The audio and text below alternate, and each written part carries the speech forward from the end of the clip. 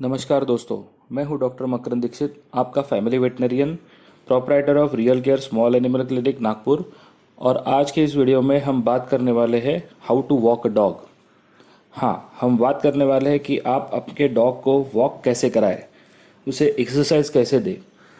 ये टॉपिक सुनने में बहुत ही इजी या अनइम्पॉर्टेंट लग सकता है, लेकिन आपके डॉग को वॉक करते समय आप जिस प्रकार से उसके साथ बिहेव करते हैं, उससे आपका एक स्टेटस या फिर आपका एक रुतबा, एक ओहदा आप अपने डॉग के सामने रखते हैं और उस हिसाब से उसका बिहेवियर भी इन्फ्लुएंस होता है। डॉग वॉकिंग आपके डॉग के लिए एक्सरसाइज की दृष्टि से तो इम्पॉर्टेंट है ही, but also it is a part of discipline. तो आज हम जानेंगे डॉग वॉकिंग करते समय आपने किन चीज़ों का ध्यान रखना चाहिए, बिहेवियरल ट्रेट्स आप किस तरह से उसे शो करेंगे जिससे कि आप एक लीडर करके उसके सामने प्रस्तुत होंगे, एंड डॉग वॉकिंग के कुछ क्विक टिप्स एंड ट्रिक्स जो आप अपने रूटीन में इमिडिएटली इनकॉर्पोरेट कर पाएंगे। ठीक है, तो चलिए हम इस वीडियो की शुरुआत करते हैं। इस वीडियो को अंत तक देखिए, एंड अगर आपको कोई भी क्वेरीज हो तो हमें ज़रूर बताइए। तो सबसे पहले कि आपको ये पता होना चाहिए कि आपके डॉग को वॉक करने के लिए या एक्सरसाइज करने के लिए बाहर ले जाने के लिए बेस्ट टाइम क्या होता है। जैसे for example during summers, early morning and late nights advise करते हैं हम लोग, क्योंकि गर्मियों में जो सतह होती है, ज़मीन होती है, वो काफ़ी गर्म हो जाती है और उससे आपके डॉग के पॉच को इंजरी होने के चांसेस बहुत बढ़ जाते हैं। ठीक है, इससे दो प्रॉब्लम हो सकते हैं, एक तो उनको दर्द होता है एंड सेकेंडली वो डीमोटिवेट होते हैं एक्सरसाइज करने के लिए। So early morning and late night बहुत अच्छी बात होती है समर्स में। अगर ये रेनी सीजन की बात करें तो रेनी सीजन में ऐसा टाइम आपने सिलेक्ट करना चाहिए कि जिसमें बाहर बारिश ना हो रही हो या छोटी छोटी बूंदाबांदी भी ना हो रही हो, बिकॉज काफ़ी डॉग्स रेन्स पसंद भी करते हैं, काफ़ी रेन्स को पसंद नहीं भी करते हैं। एंड अगर आप उनको बाहर लेके जाएंगे ड्यूरिंग रेनी टाइम या फिर वो गीले हो जाएंगे तो उनको उनकी बॉडी में मॉइस्चर जमा होने का चांसेस ज़्यादा है, जिससे कि उनको बैक्टीरियल फंगल डिसीजेस हो सकते हैं। इसके बारे में आप ज़्यादा जानने के लिए हमारा वीडियो देखिए, जिसमें कि हमने मॉनसून टिप्स के बारे में डिस्कस किया है डॉग्स के लिए। एंड ड्यूरिंग कोल्ड सीजन एकदम अर्ली मॉर्निंग या लेट नाइट लेके जाना एडवाइजेबल नहीं होगा, सो दैट आप अपने डॉग को ठंड से बचा सके और आप भी ठंड से बच सके। इसलिए आपने जैसे एनवायरनमेंट है, जैसा सीज़न है, उस हिसाब से अपने डॉग के वॉकिंग टाइम को चेंज करना चाहिए। एंड काफ़ी बार ये चेंज जो होता है वो डॉग एक्सेप्ट नहीं करते हैं, तो उनको स्लोली और ग्रेजुअली ये चेंज आप उनके रूटीन में इनकॉर्पोरेट करना चाहिए। अगर आप अपने पेट को लेके काफ़ी लॉन्ग जाते हैं, काफ़ी लंबा जाते हैं, या ड्यूरिंग समर्स स्पेशली जब हीट एनवायरनमेंट ज़्यादा स्ट्रेसफुल होता है, तो आप अपने डॉग के लिए थोड़ा सा फूड एंड वाटर ज़रूर साथ में रखिए। डॉग के लिए पोर्टेबल पेट ड्रिंकिंग बॉटल्स आती है जो बहुत इजीली आप यूज़ कर सकते हैं अपने डॉग को हाइड्रेट रखने के लिए। एंड थोड़ा सा फूड जो कि एक ट्रीट के समान हो सकता है, जिसमें कि थोड़ा सीडलेस वाटरमेलन हो सकता है, एप्पल की स्लाइसेस हो सकते हैं, कैरेट हो सकता है, या फिर क्रश्ड आइस हो सकता है एकदम गर्म दिनों के लिए। तो ये आप अगर साथ में लेके चलते हैं तो आपके डॉग को डिहाइड्रेशन एंड फटीग से आप बचा सकते हैं अगर आप लॉन्ग वॉक्स के लिए जाते हैं तो। फिर प्रॉपर वॉकिंग इक्विपमेंट्स आपके पास ज़रूर होना चाहिए। अब वॉकिंग इक्विपमेंट्स में क्या क्या आता है बेसिकली, अब हम 3 इम्पॉर्टेंट वॉकिंग इक्विपमेंट्स के बारे में बात करने वाले हैं। तो इसमें सबसे पहले आता है डॉग आईडी टैग्स या फिर डॉग कॉलर्स, जिनमें कि आईडी टैग्स लगे हो। इन आईडी टैग्स पे आपके डॉग का नाम, आपका एड्रेस और टेलीफोन नंबर होना ज़रूरी है।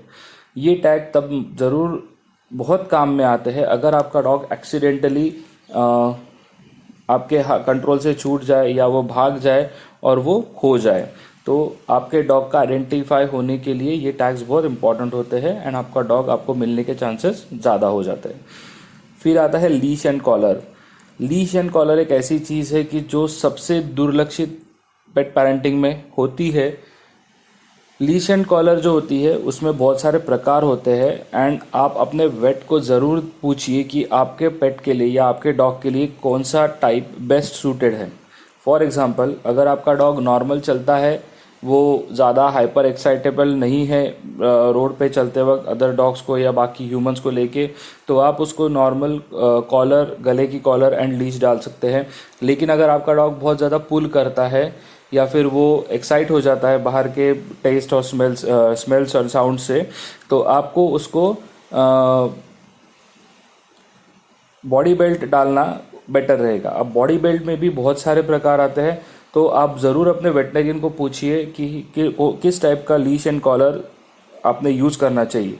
Because proper leash and collar अगर ना हो तो आपके डॉग को तकलीफ़ हो सकती है, उसके गले में या उसके स्पाइनल कॉर्ड को तकलीफ़ हो सकती है, specially in the neck and back region. ठीक है, तो ये आपने बहुत इम्पॉर्टेंट है कि आप किस चीज़ का या किस टाइप का लीश एंड कॉलर यूज़ करते हैं। ओके, जैसे फॉर एग्जांपल अगर स्लिप कॉलर होते हैं वो डॉग को एक लाइन में चलने के लिए यूज़ कर सकते हैं, बेटर होते हैं। पैक लीडिंग कॉलर्स होते हैं जो कि बहुत हार्ड पुल करते हैं, या हार्नेस होते हैं जो कि इलोंगेटेड नेक के डॉग्स होते हैं उनके लिए। ओके, थर्ड इम्पॉर्टेंट चीज़ जो आपने इक्विपमेंट्स में रखनी चाहिए वो है पूप बैग एंड पूप स्कूपर। अभी इंडिया में पेट पेरेंटिंग में हम जब अपने डॉग को घुमाने के लिए लेके जाते हैं तो we do not take responsibility अपने डॉग के पूप की। लेकिन एक रिस्पॉन्सिबल पेट पेरेंट अगर आप है तो हम हमेशा आपको सलाह देंगे, एडवाइस करेंगे और मोटिवेट करेंगे कि आप एक पूप बैग, छोटी सी प्लास्टिक की बैग होती है, और एक पूप स्कूपर जो कि एकदम छोटा सा प्लास्टिक का हैंडल सॉर्ट ऑफ होता है जिसमें कि आपके हाथ गंदे ना ही होते पूप उठाते वक्त, आप कैरी करें। आपके डॉग की पूप आप रास्ते में ना पड़ने दे ताकि वो इन्फेक्शन दूसरों डॉग्स को पास कर सके या फिर वो गंदगी फैलाए। सो वी रिक्वेस्ट यू कि आप एक पूप बैग और पूप स्कूपर ज़रूर लें। एंड काफ़ी सारे म्यूनसिपालिटीज़ और म्यूनसिपल कॉरपोरेशंस अभी धीरे धीरे एरियाज मार्क करके उनमें ये कंपलसरी कर रहे हैं, और अगर आप नहीं करते, अगर आपका डॉग पूप करता है बाहर में, तो आपको फाइन भी हो सकता है। अभी हम देखेंगे कि आप स्टेप बाय स्टेप किस तरह से अपने डॉग को घुमाने के लिए लेके जाए। सो सबसे पहले लीश एंड कॉलर डॉग को पहनाना। तो आपने अगर अपने वेटनरियन को पूछ के बेस्ट टाइप का लीश एंड कॉलर अपने डॉग के लिए खरीद लिया है तो वेल डन। उसके बाद में उसका लीश एंड कॉलर जो होता है वो उसे पहनाने के वक्त वो प्रॉपर फिटिंग का होना चाहिए, वो बहुत ज़्यादा टाइट या बहुत ज़्यादा लूज नहीं होना चाहिए। ठीक है, एंड जनरली एक थंब रूल होता है कि आप अपने कॉलर और डॉग के नेक के बीच में अपनी 2 उंगलियां इजीली स्लिप कर सके। ठीक है, तो उसे वो टाइट ना हो। एंड जब आप कॉलर डालते हैं डॉग के नेक में या बॉडी में, उसको बॉडी बेल्ट डालते हैं या हार्नेस डालते हैं, तो आप उसे लेट्स वॉक या चलो या चले या चलो बाहर, इस तरह से कोई भी एक ट्रिगर वर्ड रोज यूज करें जिससे कि उसे पता चले कि अब हम बाहर घूमने के लिए निकलने वाले हैं। उसके बाद में सेकंड पॉइंट आता है, आप जब भी अपने डॉग को लेके चले तो आप अपने डॉग के आगे चले थोड़ा सा, सो दैट आप एक पैक लीडर की तरह उसे दिखे। जब आप घर से बाहर निकलते तो पहले आप घर से बाहर निकलिए और आपके पीछे आपका डॉग घर से बाहर निकलना चाहिए। आइदर वे नहीं होना चाहिए कि आपका डॉग आगे बढ़ रहा है, वो आपको खींच रहा है एंड आप उसको फॉलो कर रहे हैं, क्योंकि उस टाइम पे वो पैक लीडर होगा और आप उसके फॉलोअर्स होंगे। जब आप थोड़ा सा आगे उससे चलते हैं एंड जब वो आपको खींचने की कोशिश नहीं करता है पीछे, तो धीरे धीरे आप उसे अपने लेफ्ट साइड में लेके चलने की आदत डालें। ठीक है, अगर आपका डॉग एकदम अचानक से पुल करता है या दूसरा कोई डॉग आता है सामने एंड ही स्टार्ट्स बार्किंग, तो आप इमीडिएटली एक जगह पे रुक जाइए, अपने डॉग को थोड़ा सा हल्का सा झटका दीजिए, उसे कहिए नो कम हियर या यहाँ पर आओ, और अपने साइड में आने का उसको इंडिकेशन करें ताकि वो आपके बाजू में आके रुके। एंड जब वो बाजू में आके रुक के शांत हो जाए तभी आप चलना चालू करें। सो इस तरह से पहले कुछ दिन आपको तकलीफ हो सकती है, लेकिन धीरे धीरे आपके डॉग को पता चल जाएगा कि उसे आपके बॉडी के पास में लेफ्ट साइड में चलना है। ठीक है, अभी जनरली हम बोलते हैं इंडिया में लेफ्ट साइड आप चलिए, बिकॉज लेफ्ट साइड में आप रास्ते से, यानी आपका डॉग रास्ते से थोड़ा बाहर रहेगा, ट्रैफिक से थोड़ा बाहर रहेगा, एंड एक्सीडेंट्स के चांसेस कम हो जाएंगे। अभी लीश जो होती है वो पहले पहले आप अपने बॉडी के पास रखिए, उसे एकदम ढीला ना छोड़े, ताकि ये इसलिए इम्पोर्टेंट है क्योंकि आपका डॉग जाके फिर रास्ते के साइड के जो ग्रासेस है उनमें जाके कुछ खा ना सके, या उनमें जाके उसे कुछ इरिटेशन या रैशेस ना हो जाए। इसलिए आप अपने लीश जो है आपके डॉग का वो अपने बॉडी के पास रखें। एंड सेकेंडली वो इसलिए भी इम्पोर्टेंट है कि वो आप कंट्रोल करने के लिए ईजी रहता है। फिर आप जब चलते हैं तो अपने डॉग के साथ बात करते रहिए, ठीक है। बीच बीच में आप उसे इनकरेज कीजिए, चलो फास्ट चलो, good job, way to go. इस तरह से छोटे छोटे क्यू वर्ड्स आप अपने डॉग को दे सकते हैं, सो दैट उसे पता चले कि आप उसकी तरफ आपका ध्यान है एंड आप उसके पैक लीडर है। थोड़ा सा वॉइस आप स्टर्न कर सकते हैं, उसे इंस्ट्रक्शंस देते हो। जब वो लोगों पे बार्क कर रहा है या दूसरे डॉग पे बार्क कर रहा है तो आप उसको थोड़ा सा स्टर्न वॉइस में इंस्ट्रक्शन दीजिए, जैसे no, don't bark, keep quiet और समथिंग लाइक दैट, ठीक है। जब आपका डॉग आपकी बात सुनता है, जब आप एक पर्टिकुलर अच्छा डिस्टेंस बिल्कुल उसने अच्छे डॉग की तरह से या बिना दूसरों पे बार्क किए हुए चलता है, तो उसे थोड़ा सा आप ट्रीट ज़रूर दे, ठीक है। थोड़ा थोड़ा ट्रीट, एक उसका पसंदीदा डॉग बिस्किट या कोई पेट फूड के कुछ दाने आप अपने साथ में ज़रूर रखें, सो दैट आप उसको ट्रीट दे सके, गुड बॉय उसे बोल सके। एंड ये ट्रीट में और एक चीज़ आती है कि आप अगर वो अच्छा बिहेव करता है तो थोड़ा सा उसको सामने ले जाके एक पर्टिकुलर अच्छी जगह, यानी जिसमें बहुत सारा झाड़ियाँ या घास ना हो, ऐसी जगह पे उसे थोड़ी देर रुक के उसे पॉटी और सुसु करने के लिए टाइम दे, ओके।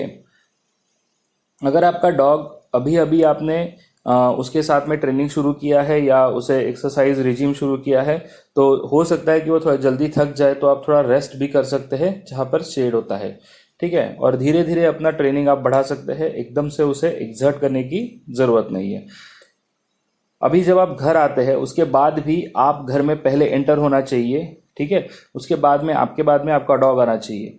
अब घर आने के बाद में भी पेशेंटली धीरे से उसका कॉलर बाजू में रखिए, अपना शूज़ बाजू में रखिए और उसे ओके, डन, गुड बॉय, इस तरह से क्यू वर्ड दे दीजिए। कोई भी क्यू वर्ड आप यूज़ कर सकते हैं जिससे कि उसे पता चले कि आज का हमारा वॉकिंग सेशन ख़त्म हो चुका है, ठीक है। बहुत बड़ी एक मिस्टेक है जो काफ़ी सारे पेट ओनर्स करते हैं कि बहुत कड़ी एक्सरसाइज के बाद में या फिर बहुत लॉन्ग वॉक के बाद में घर आने के बाद इमीडिएटली अपने डॉग को ठंडा पानी या पानी देते हैं या खाना देते हैं, बट ऐसा नहीं करना चाहिए, ठीक है। आपके डॉग को घर आने के बाद थोड़ा सा काम होने दीजिए, थोड़ा सा रेस्ट करने दीजिए, 5 मिनट 10 मिनट के लिए, और उसके बाद ही उसे एक उसकी पर्टिकुलर जगह पे जहाँ पे उसे रोज़ आप खाना पानी या उसका जो बाउल है उसमें देते हैं, उसी बाउल में उसी जगह पे आप पानी दे सकते हैं या खाना दे सकते हैं। क्योंकि अगर वो बहुत एग्जर्टेड है, बहुत थका हुआ है, और आप अचानक उसको पानी देते हैं और वो बहुत स्पीडली पानी या खाना खाता है, तो चोक हो सकता है and it can be a fatal condition also, ठीक है। सो अभी कुछ पॉइंट्स, अगर आप रात को अपने डॉग को घुमाने लेके जाते हैं तो आप अपने डॉग के लिए कोई विजिबल या रिफ्लेक्टिव कॉलर हो सकती है या ब्लिंकिंग लाइट्स वाली कॉलर हो सकती है, जिससे कि वो अंधेरे में भी दूसरे लोगों को दिखे।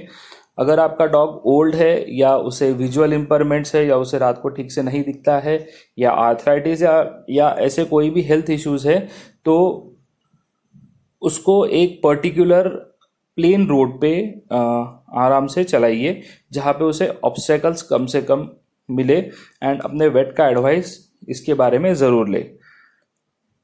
रात को अगर आप घूमने निकलते हैं तो नई एरियाज में मत जाइए, वो आपके सेफ्टी के लिए और आपके डॉग के सेफ्टी के लिए, दोनों के लिए अच्छा रहता है। नोन पाथ्स, आपके रेगुलर पाथ्स जो है उसी में आप वॉक कीजिए।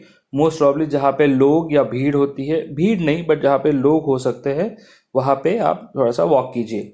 डार्क प्लेसेस को वॉक करना ये करिए, अवॉइड करिए, और अच्छे लाइटिंग वाले एरिया में ही आप घूमें।